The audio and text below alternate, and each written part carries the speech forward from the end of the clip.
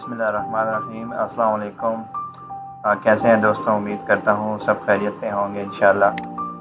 अच्छा जी, last video में हमने सिस्टम सॉफ्टवेयर का टॉपिक स्टार्ट किया था। सिस्टम सॉफ्टवेयर में हमने लास्ट जो टॉपिक पढ़ा था वो था utility software.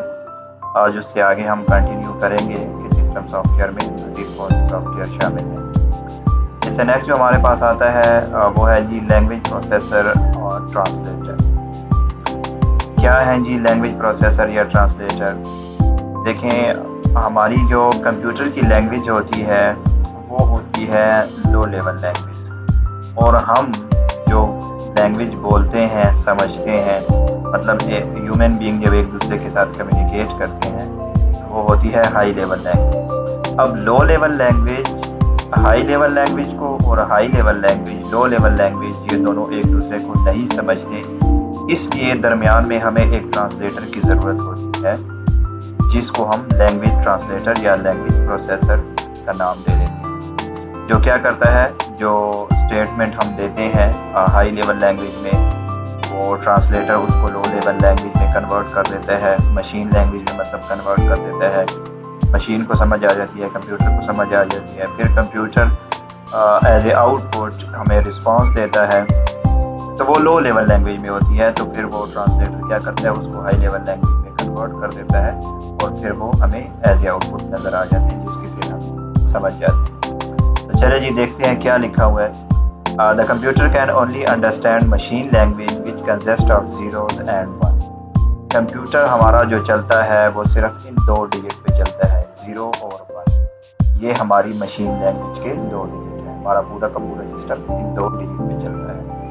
Therefore, any program written in assembly language or high level language must be translated to machine language before execution by the computer। इसलिए कहते हैं कि ये ज़रूरी है कि जब आप कोई हाई लेवल लैंग्वेज में कोई स्टेटमेंट लिखते हैं या असेंबली लैंग्वेज में स्टेटमेंट लिखते हैं तो उसका ट्रांसलेट होना मशीन लैंग्वेज में ज़रूरी है, इसलिए ताकि पहले कंप्यूटर उसको समझेगा तभी उसकी इंस्ट्रक्शन को आगे एग्जीक्यूट करेगा ना। जब कंप्यूटर को समझ ही नहीं आएगी कि कहा क्या जा रहा है तो फिर कंप्यूटर कैसे एग्जीक्यूट करेगा। असेंबली लैंग्वेज क्या है वो मैं आपको अभी आगे बता देता हूँ। हाई लेवल लैंग्वेज मैं आपको बता चुका हूँ क्या है। Language processor are used to translate computer program into machine language. जो स्टेटमेंट हम लिखते हैं हाई लेवल लैंग्वेज में, वही लैंग्वेज प्रोसेसर उसको क्या करता है, उसको ट्रांसलेट करता है कंप्यूटर प्रोग्राम को किसमें, मशीन लैंग्वेज में, मतलब 0 and 1 की फॉर्म में कन्वर्ट कर देता है। The type of language processor और असेंबलर, कंपाइलर एंड इंटरप्रेटर। अब हमें वो प्रोसेसर या ट्रांसलेटर के बारे में बताया जा रहा है कि 3 टाइप्स के हमारे पास ट्रांसलेटर हैं जो हाई लेवल लैंग्वेज को क्या करते हैं, लो लेवल लैंग्वेज में कन्वर्ट करते हैं। एक हमारे पास असेंबलर है, दूसरा हमारे पास कंपाइलर है और थर्ड वन हमारे पास है इंटरप्रेटर। अब ये तीनों क्या चीज़ हैं और क्या फंक्शन है इनका वो देख लेते हैं। और जनरली मैं आपको ये बता दूं कि जो हमारा कंपाइलर और इंटरप्रेटर होता है ये दोनों सेम होते हैं, मतलब सेम लैंग्वेज को कन्वर्ट करते हैं, लेकिन इनकी फंक्शनैलिटी थोड़ी सी डिफरेंट होती है। रह गई बात हमारे पास असेंबलर की, तो असेंबलर क्या चीज़ है? असेंबलर हमारा जो होता है वो उसकी अलग एक लैंग्वेज ये होती है।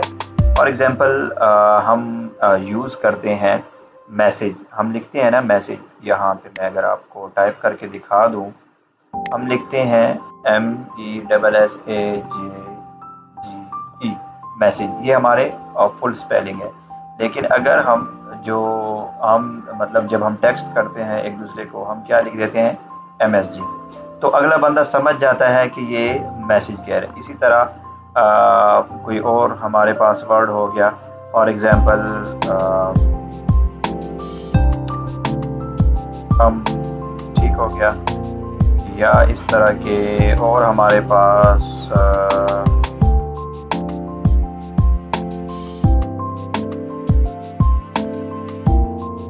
इस तरह के और अल्फाज, फॉर एग्जांपल जब हम कहते हैं कि सब, हम SB लिख देते हैं। हम फॉर एग्जांपल मैं लिखता हूँ हम सब ने जाना है। देखिए ये हम क्या कर रहे हैं, हमने एक शॉर्ट फॉर्म में मैसेज लिख दिया है। जब हम ये मैसेज सेंड करते हैं आगे तो अगले बंदे को समझ आ जाती है कि मैं क्या कहना चाह रहा हूँ। ठीक हो गया। फॉर एग्जांपल फादर की हमारे पास ये स्पेलिंग है तो मैं लिख देता हूँ FATHR, अगले बंदे को समझ आ जाती है कि ये फादर की बात करें। तो इस टाइप के छोटे वर्ड या मतलब जो हम सैम्बल यूज़ करते हैं, किसी वर्ड का कोई सैम्बल हम यूज़ करते हैं, तो इन अल्फाजों को, इन छोटे छोटे सैम्बल्स को हम क्या कहते हैं? निमोनिक्स कहते हैं। निमोनिक्स, यहाँ पे वर्ड लिखा हुई है निमोनिक्स, ये इसके स्पेलिंग है निमोनिक्स के। तो असेंबली लैंग्वेज क्या होती है? असेंबली लैंग्वेज इसी निमोनिक्स को ट्रांसलेट करने का काम करती है मशीन लैंग्वेज। हम निमोनिक्स लिखते हैं, ठीक है। असेंबली लैंग्वेज में हमारे पास रिजर्व वर्ड होते हैं, वो हमारे पास सिंबॉलिक एब्रीविएशन होती है, उनको निमोनिक्स जो होती हैं उनमें हम अपना प्रोग्राम लिखते हैं। फिर वो असेंबलर ट्रांसलेटर जो होता है वो उन निमोनिक्स को क्या करता है? उन निमोनिक्स को वो मशीन लैंग्वेज में कन्वर्ट कर देता है। तो सिंपल ये हमारे पास असेंबलर हो गया। देखिए जी, assembler is a software that translate assembly language program into machine language, जो कि असेंबली लैंग्वेज को क्या करता है? मशीन लैंग्वेज में कन्वर्ट करते हैं। Machine language is 0 and 1। Assembly language consist of symbolic abbreviations called mnemonic which must be translated into machine language before execution by the computer. यही लाइन हम यहाँ पे भी पढ़ चुके हैं कि अगर आपने कंप्यूटर से कोई आउटपुट लेना है तो आपके पास एक ट्रांसलेटर का होना ज़रूरी है, जो क्या काम करेगा? जो आपके स्टेटमेंट को लो लेवल लैंग्वेज या मशीन लैंग्वेज में पहले कन्वर्ट करेगा, जब कंप्यूटर को समझ आएगी तभी वो क्या करेगा? एग्जीक्यूट करेगा। Each computer has its own assembly language, her computer की अपनी असेंबली लैंग्वेज। अच्छा जी, इसके बाद आ जाते हैं कंपाइलर और इंटरप्रेटर की। मैंने आपको पहले बता दिया कि ये हमारे पास क्या है, ये हमारे पास सेम ही है, लेकिन इनकी फंक्शनैलिटी थोड़ी सी डिफरेंस है। वो क्या है डिफरेंस? इसमें क्या है जी? Compiler is a software that translate a program written in a high level language into machine language, जो कि ट्रांसलेट करता है हाई लेवल लैंग्वेज को मशीन लैंग्वेज में।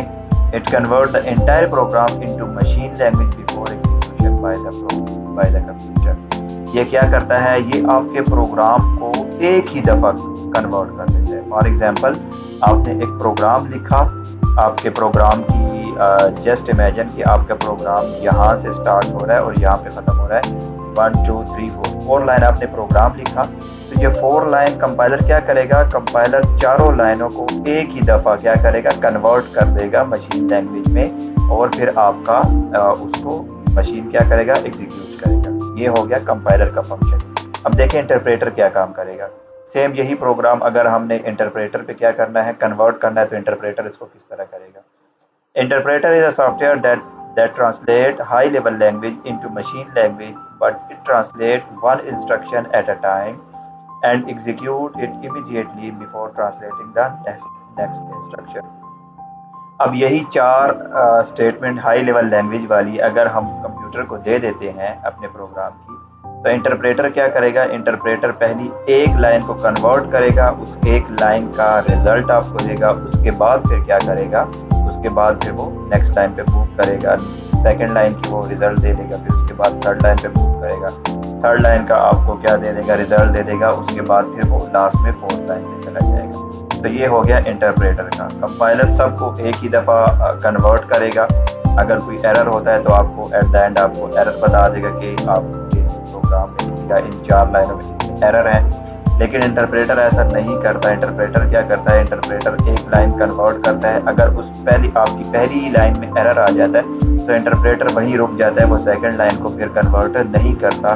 कब तक? जब तक आप पहली लाइन में से एरर को रिमूव करें। ठीक हो गया जी। तो ये इन दोनों की फंक्शन में डिफरेंस है, बाकी दोनों का काम सेम है। और असेंबलर मैंने आपको बता दिया कि असेंबलर क्या होता है। असेंबलर असेंबली लैंग्वेज को कन्वर्ट करता है, और ये हमारे पास लैंग्वेज प्रोसेसर, इसका यहाँ पे ओवरऑल व्यू बताया गया है कि यहाँ पे और लैंग्वेज प्रोसेसर या ट्रांसलेटर क्या होता है। तो ये था जी आज का टॉपिक हमारा। यहाँ पे सिस्टम सॉफ्टवेयर का टॉपिक कंप्लीट हो जाता है। इसके बाद हम इंशाल्लाह नेक्स्ट वीडियो में एप्लीकेशन सॉफ्टवेयर अपना स्टार्ट करेंगे। तब तक के लिए अल्लाह।